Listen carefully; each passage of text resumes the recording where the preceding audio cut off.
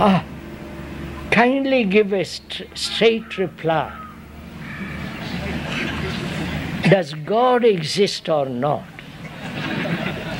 Yes or no? If yes, how best to realize Him in this life? This is a lovely question, isn't it? Kindly give a straight reply. Does God exist or not? Yes or no? If yes, how best to realize Him in this life?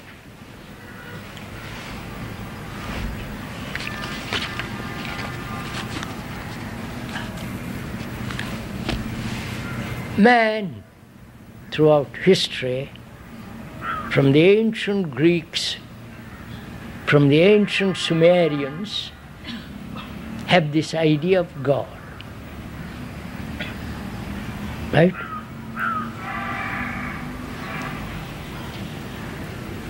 I'm not at all sure whether in the Upanishads and whether they mention God at all. Or is it a later invention? Yes? So, what is God? We are investigating. I'm not attacking God.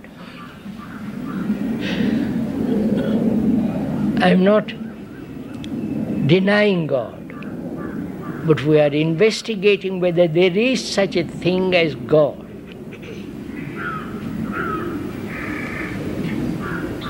Who invented God? Did God invent us? Did God create us? Right? God, who is omnipotent, omniscient, eternal, merciful, justice, all goodness. Right? That's your concept of God. And if you say He has created us, then we are part of His image. We are part of Him. That is, we are omniscient, generous, loving, right? And eternal. Right? Are we? Or we think we are. You understand my question? If God created you, He must be an extraordinary entity. Because He wants you to lead a terrible life. You understand my question? If God made you, why are you like this? You must be extraordinary human beings, mustn't you? Beautiful, full of joy, excitement, full of delight. But you're not. So either you have created God or God has created you. But if you examine very closely, you have created God. Right? In India, there are about, I was told, there are about 300,000 gods and more. You say, huh? Every local person has his own God. So, sirs, we have created God. See the irony of it.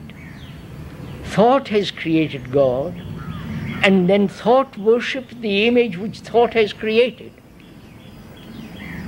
which is to worship oneself and call it God.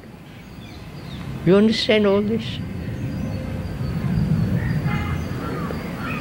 The better part of you is God, right? I wonder if you understand this. First of all, let's be clear. Have you created God? the local gods round the corner, or the local god in Rome or in Tirupati or wherever. You have created them, haven't you? Huh? You're so very uncertain, aren't you? So frightened. If you say we have created, then you are scared stiff. Because you have created out of your fear that. Out of your fear, you want security. Right? You want safety. You want to feel there is somebody looking after you. Because you are afraid. You follow? So you create that and then worship that. Just see what you are doing. Going to Tirupati and putting all your money in the bag. Do you think God wants your money? So look at it all. You have nothing but to offer but money. Garlands, prostrations, rituals, right? You have nothing else to offer. Have you realized the tragedy of this earth?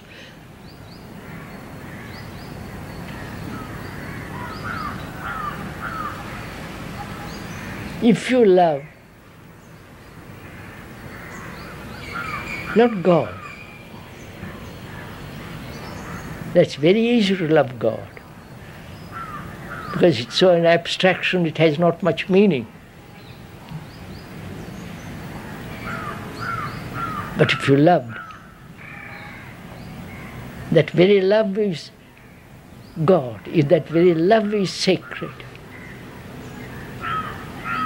You won't go outside to look for God. You understand all this earth. And the questioner wants to know, if I believe in God, I don't.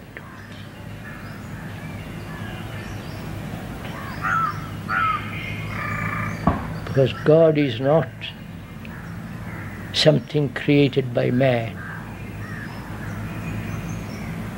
There is such thing as eternity, which is to be outside of time.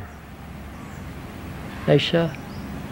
For that you must have a mind, a heart that is completely free from all the burdens of life. Right?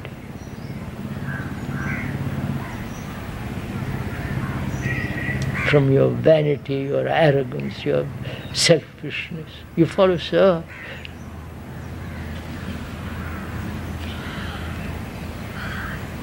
And we say, well, I'm not capable of it. Tell us what to do. You're back in the cycle. Somebody to tell you what to do.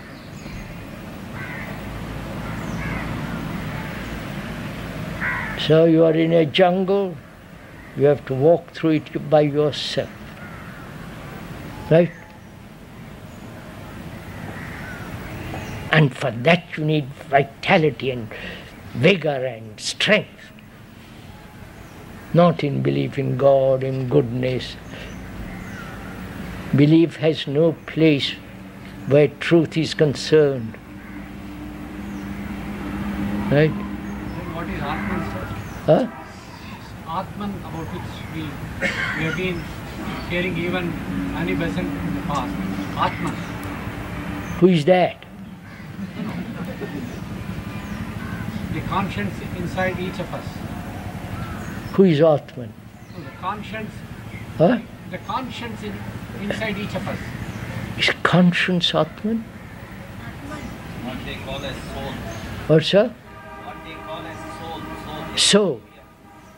Which soul? The soul of a shoe? Or soul?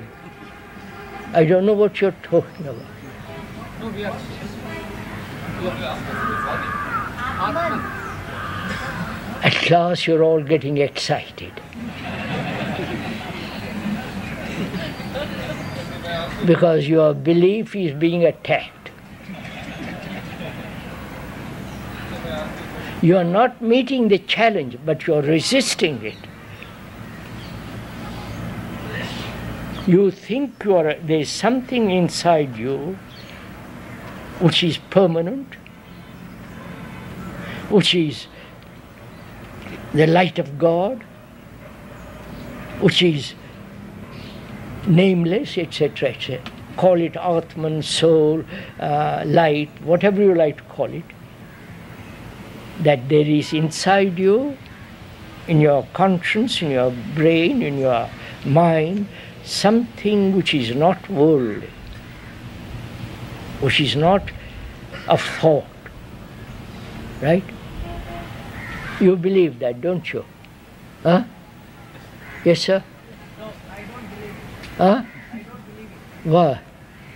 Because there is no such thing. How do you know? That's my belief.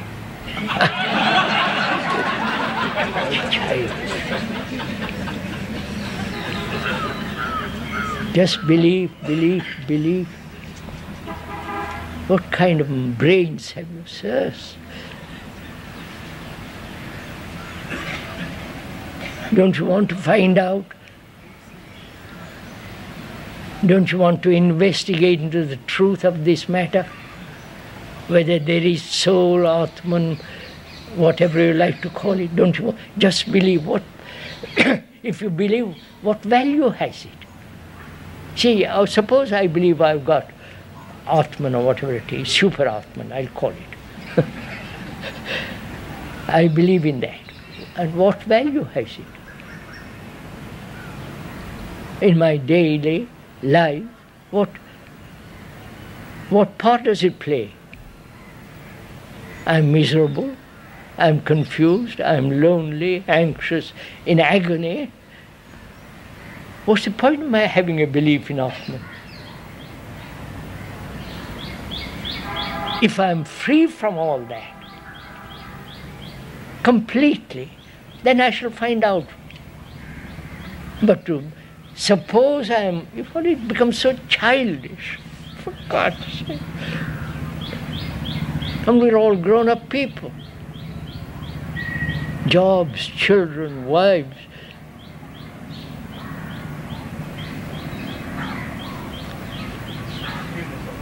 But you said some timeless eternity.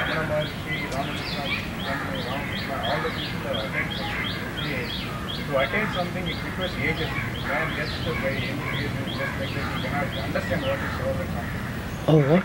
Dedicate yourself. What's I don't understand your shit. What is it? So many great people, Ramana Maharshi and who? Ramakrishna, What? Oh. All right, sir. What about them? right? What about them? So they lead a simple life and they advocate something and you dedicate yourself and detach yourself from the mundane type of life, then only you will attain something. Because we are being in this mundane, it's a disturbed world. Is it possible to not to believe that unless we implement it, we can attain something? So being in a disturbed world, I think we are just believing each other going in a superficial way and different ways and this way and that way. All the people, the real religion says you will discover yourself. Sir, would you forget all these people? Including Ramana Maharshi, what if the other gentleman was? Would you forget them? What value has their life to you? You have your life to live, not their life. God, what kind? And when the people say they have attained, what have they attained? How do you know? You also said there's some timeless eternity. Ah, I have said it, sir. Don't believe it.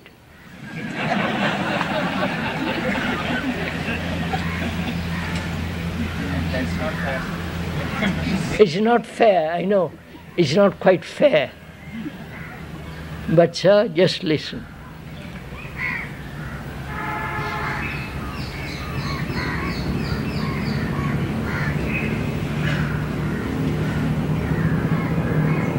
Sir, truth is that it's something you cannot experience.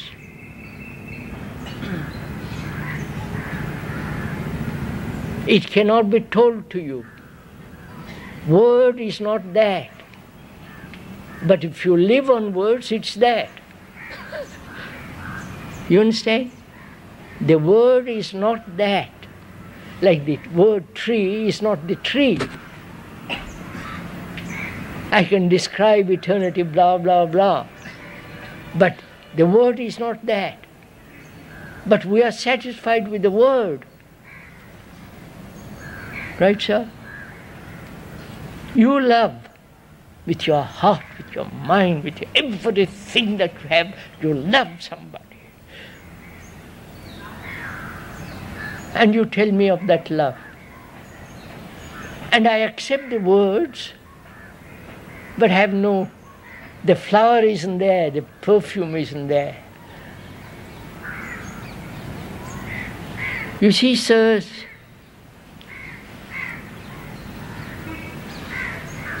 you have leaders, religious leaders and political leaders. I don't know why you have leaders at all. Ramakrishna, whatever whole gurus that you have had, one after the other, right? This country is full of them.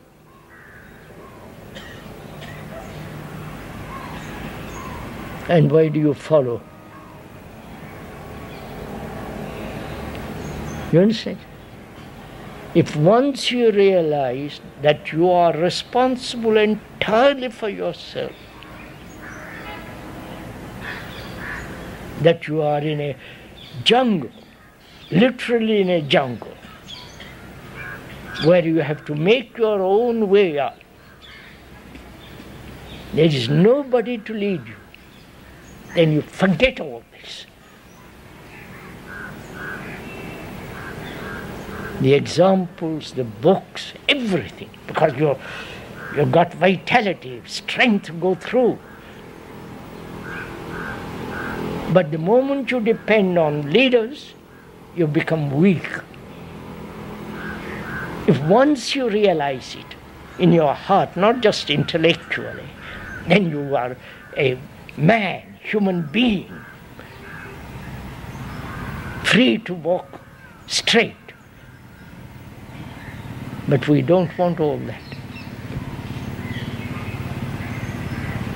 So, it's so simple when you think of it all.